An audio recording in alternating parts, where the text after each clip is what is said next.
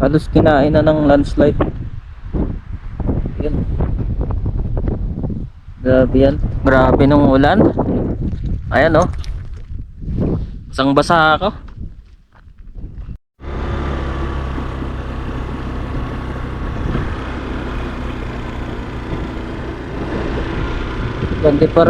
Maganda pa rin dito sa ano, Persona Payaw Road mga guys.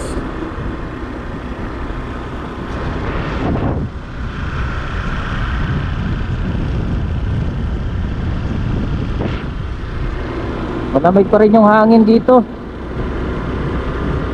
Perfect for summer. Nakailang balik na ako dito pero parang hindi pa rin ako nagsasawa tuwing makakarating ako dito.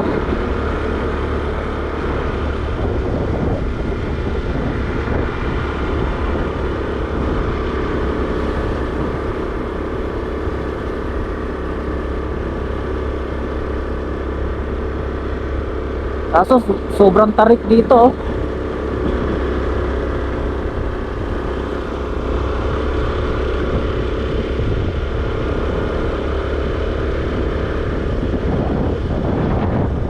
Sulit yung view. Ganda.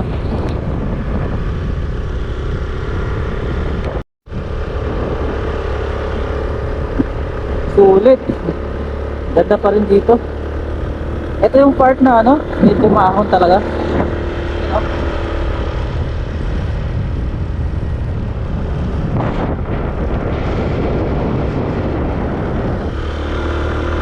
Ayan.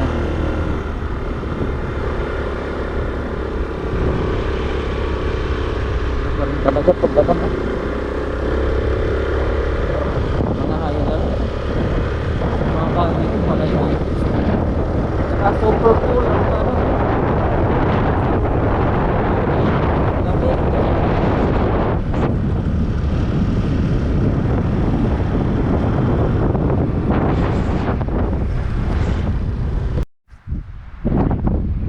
Ito yung ano, bilikadong daan. Ayan, oh. Halos kinain na ng landslide. Yun. Grabe yan.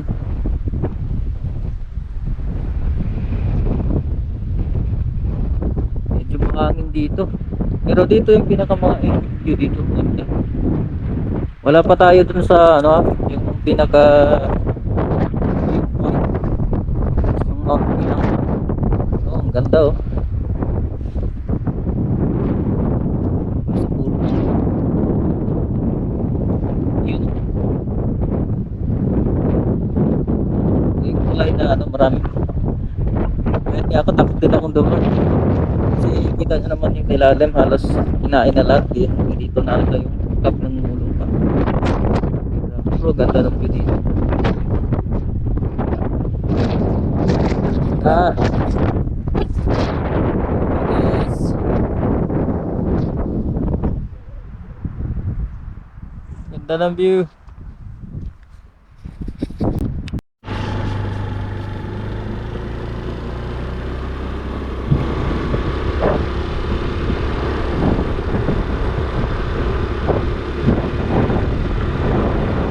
Ah, nasa medyo mapag-dito ngayon, no? Ayan, no?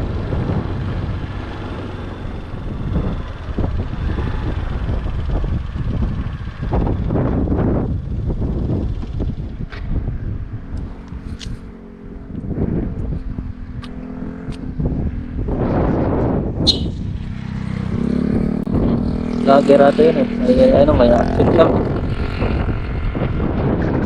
Ah, iba rin talaga yung ganda ng ilang. Actually, hindi ko tawag yung mga ilang, ha?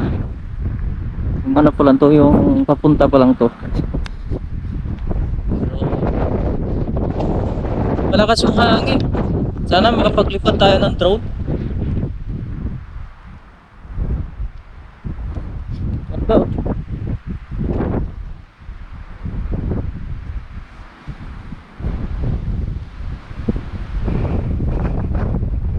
Medyo malakas pa yung hangin.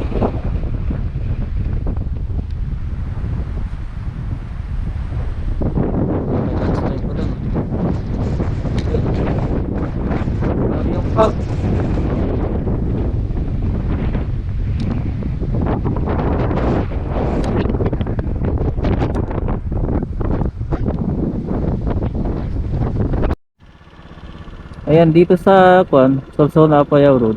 Ayan, ito yung boundary. Ayan, bali province na po ito ng Apayao, which is yung daan na to is papuntang Kalanasan. Ayan. Nakita natin guys para makita ninyo. Medyo malayo kasi tingnan dito sa ano eh. Malayo tingnan dito sa GoPro.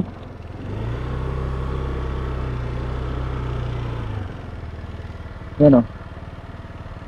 You're now entering the main Mone facility of Kalanasan. So, ayan. Butaw proper 12 kilometers. Tubungan 21. Namaltugan. Alas, Namaltugan. Marami yatang paltog ng mga tao dyan 28 kilometers. And then Poblacion 53. Oh. Sa mga gustong pumunta sa mga lugar na yan, ayan, Butaw, Tubungan, Namaltugan, and Poblacion, pwede kayo dumaan dito sa Solsona Apayao Road. Alright, let's go.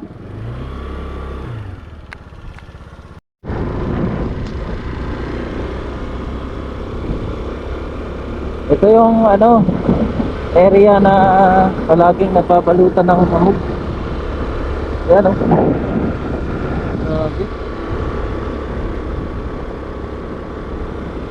Dito, hindi mo na kailangan ng pera para maabot mo yung clouds.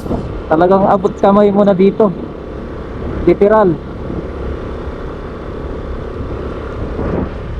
Yun o.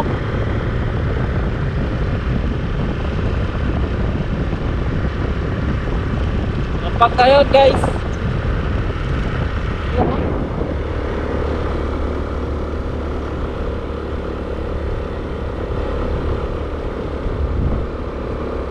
Hindi ko na makita yung daan.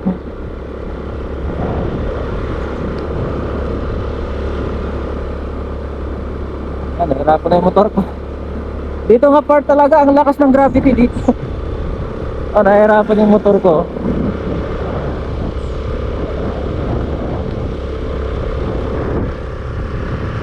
Ganda, ganda dito.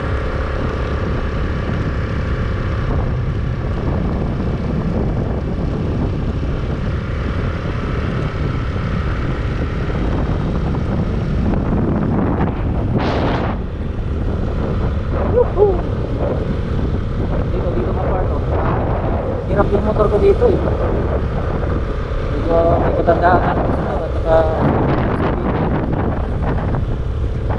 ayun. Hirap na gapa. Low RPM lang para alalay. Stop muna tayo dito.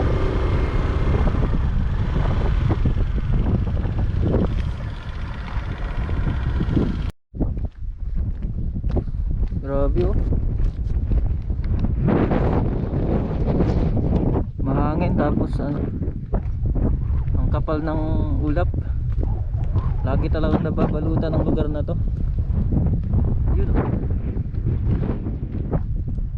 Ganda. Kaso di mo makita yung kapaligiran. Maganda sana may view dyan na yung bundok dyan eh. Tapos yung mga rolling hills sa baba. Ayan, hindi natin makita. Ayan. Hopefully mamaya pagbalik natin medyo mawala tong fog, makapag video tayo dito at saka makapaglipad ng drone.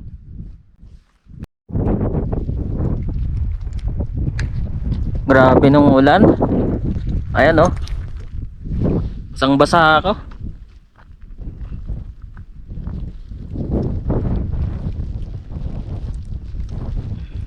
Hindi tayo makapagpalipad ata ng drone. Ito po yung ano, yung